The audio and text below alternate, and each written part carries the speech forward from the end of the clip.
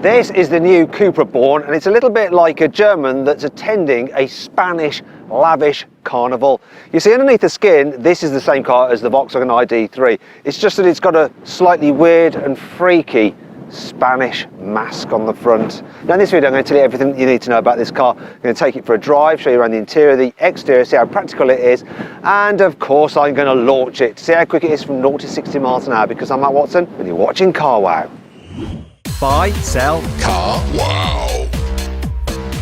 Let's start this video by talking about the design of the Cupra Born. Really like this light bar here, the coppery badging of Cupra. You've got a diffuser there, but yeah, I think it's fake. It doesn't really do that much. And a massive roof spoiler. In fact, it's so big, it's more of an awning than a spoiler. Overall, I prefer the rear of this Cupra Born compared to its sister car, the VW ID3. Down the sides, you've got this texture here. Nice alloy wheels. Starts at 18 inches, going up to these 20s. There's a plasticky bits for improved aerodynamics. Got these side skirts, which are very sporty, and contrasting door mirrors as standard. High-spec cars get blacked out rear windows. Shame you don't get blacked out front windows, but that's illegal in the UK. Moving to the front, which is where you have that mask.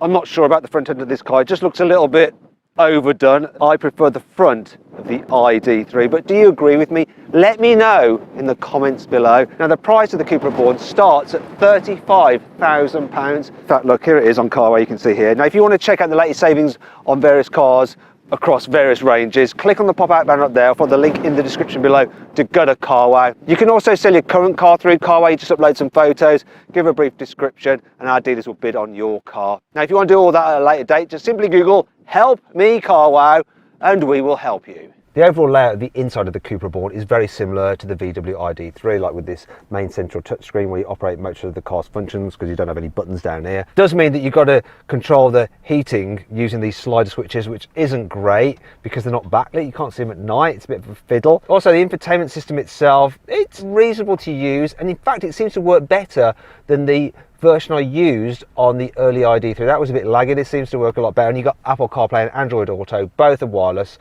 so you just run that anyway. Now you've got this digital driver's display here, which is quite small, doesn't show that much information. It's got enough, but it feels a little bit tiddly by modern standards. We're used to like big screens, and it does move with your steering wheel when you move it back, which is good. What's not so good though is that your drive select mode here is hidden by the steering wheel rim, and then your lights are hidden by the steering wheel rim and that drive select mode. So ergonomically, it's not brilliant. However, the design itself, I think, looks cooler than the interior of the ID3. I like the patterns here on the dash, the way it's shaped up here, the copper effect down here again, the way you have this big central tunnel. It makes you feel sporty because you're separated from the passenger. Someone's just texted me. Also, the steering wheel design is nice. The suede material here on the armrest, nice and squidgy, and the one on the armrest here. It's just unfortunate you can't actually lock the armrest a bit higher. It's quite low down. There's a place for your mobile phone there, which is kind of handy because then you can slide this forward so that you don't look at your phone and get distracted and then end up with a fine. You've got USB connectors here, USB-C. Also under here, you've got your cup holders, big cup holders there, and some more storage. Cover that back up. Back up. Down here you've got some big door bins, so it's nice and practical. Then there's some other touches I like which just make this feel a little bit more sporty than ID3. For instance, you've got aluminium pedals and these mats. They're sporty as well. Look, the way you've got like this leatherette on them. Nice. Oh, special mention for these seats, once again covered in this like suede effect. Really nice body hugging seats, very comfy on longer journeys, and they grip you quite well when you go around corners. Here in the back of the Cupra Born, it's pretty spacious. Look, lots of headroom. The room's good as well. You can slide your feet out under the seat in front. The floor's flat, so there's plenty of foot room. So if you need to carry 3 people at once, actually the middle seat is quite comfy and there's enough foot space. The issue is that the body's quite narrow, so the 2 people on the outer seats get pushed out and they end up banging their heads against there, which isn't great. So overall, it's not brilliant for carrying 3 people in the back. And you can't even carry 3 people in the back if you have the 77 kilowatt hour battery version, because the extra batteries go in this area here. So if you want to carry 3 people in the back and have a better range, you might want to check out a Tesla Model 3, because the high capacity version of this car is similar price anyhow to the Tesla Model 3 Standard Range Plus. Now if you click on the pop-out banner up there, or follow the link in the description below, you can watch my in-depth video review of the Tesla Model 3 and see why I think it is probably still the best electric car you can buy. Anyhow, there's still plenty to like about this. For instance, look, you've got a big juicy armrest there, cup holders in it, so you do end up putting your arm in it, but still better than nothing. And you have some through loading as well, which is handy. The Isofix anchor points here just flip down, so it's very, very easy to get at. So it's nice and simple to just mount the seat in here, and there's enough room for one of those rear facing seats. You've got some pockets on the seat back, so the door bins are nice and large, look, even in the back, and you've got 2 USB-Cs for charging there as well. Overall, pretty good. Let's check out the boot on the Cupra Born. So the capacity is 385 litres, which is all right. It's a nice square shape as well. However, a high-end Ioniq 5's boot capacity is 527 litres, so quite a bit bigger. And if that matters to you, click on the pop-out banner up there for the link in the description below to check out my in-depth video review of that car. Now, as you can see here, there's quite a bit of a load lip to lift this heavy sack over. And when I fold down the rear seats, you'll notice get quite a big ridge. So if you want to hoik your heavy sack all the way to the front, it's a little bit tricky. So if you look closer, you'll notice here there's this ridge, and that's because you can actually get an optional false floor which raises the boot floor up, so you don't have that problem. It's annoying though that it's £325. Why isn't it standard? Anyhow, that brings me on to 5 other annoying things about the Cupra Born. If you want to operate the rear windows from the driver's seat, you have to first press this button to toggle these switches so they are operating the back windows, and then you can put them down or up as you desire. I don't know why they've done that, to save space or money, but can't we just have individual buttons? It's just so much easier and takes less thought process when you're driving. Obviously, because this is an electric car, there's no internal combustion engine there and the motor's at the back. You've got some extra storage space here underneath the bonnet, haven't you? Maybe you can store some things in those. Why is there no front boot? I like some fruit on my electric car. Disappointing. There only seems to be half a glove box. Where's the rest of it? Look, that's a bit shit. This side skirt looks cool, but when you have passengers getting in and out who aren't familiar with the car, they sometimes end up just like banging their shin against it, and they hate you for it. Believe me, it's happened to my friend. They're still not talking to me. The brakes can be quite creaky when you're creeping along in traffic.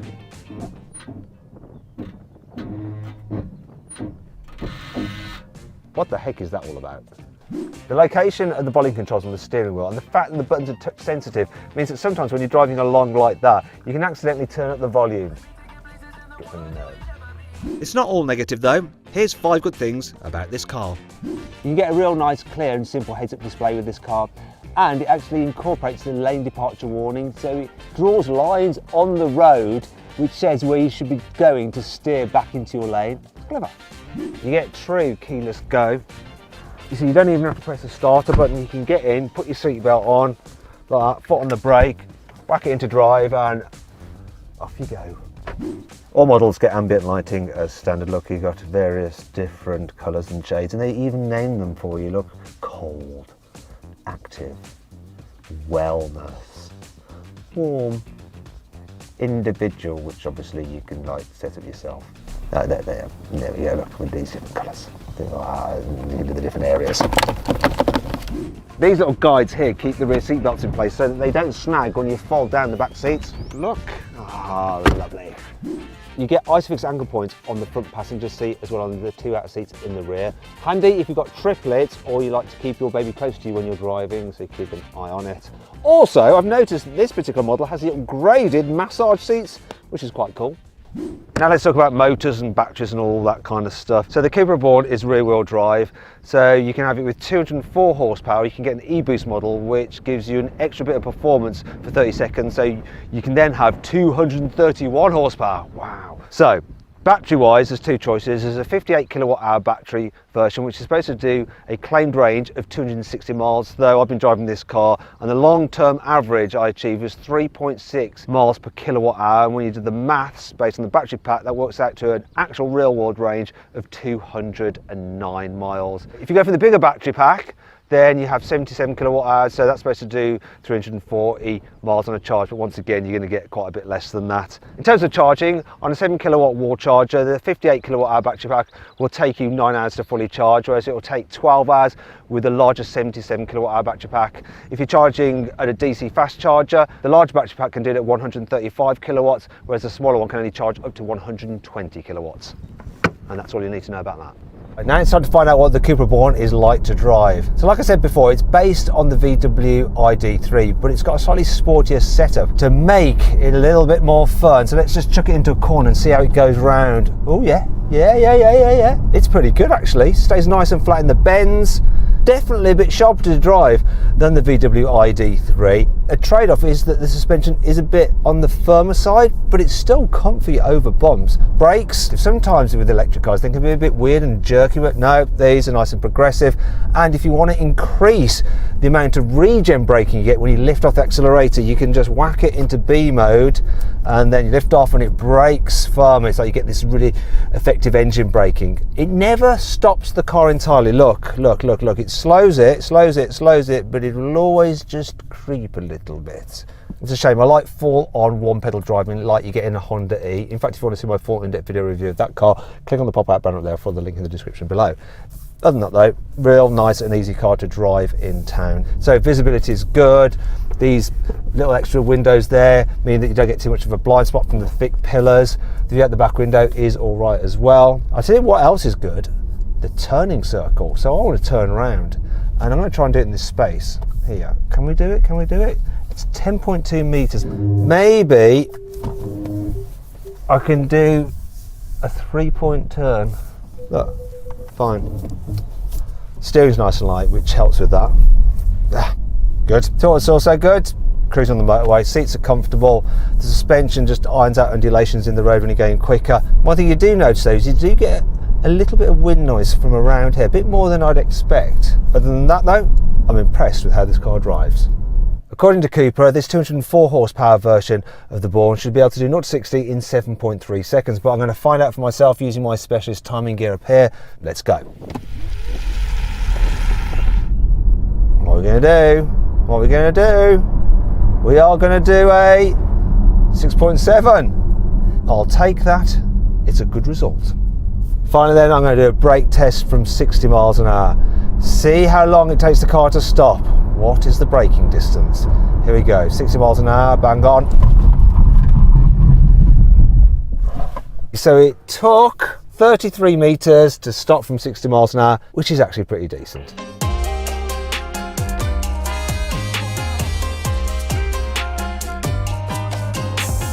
So then, what's my final verdict on the Cupra Born? Should you avoid it? Should you consider it? Should you shortlist it? Or should you just go right ahead and buy it? Well, I reckon you should shortlist the Cupra Born. You know, there are similar price electric cars which are a bit more practical and a bit quicker, but it's still a really good all-round choice. Anyway, I hope you all enjoyed the video. If you did, give it a like. Click on those windows there for some more videos, and on that box there to go to Carwow to see how much you can save on your next car. Thanks for watching.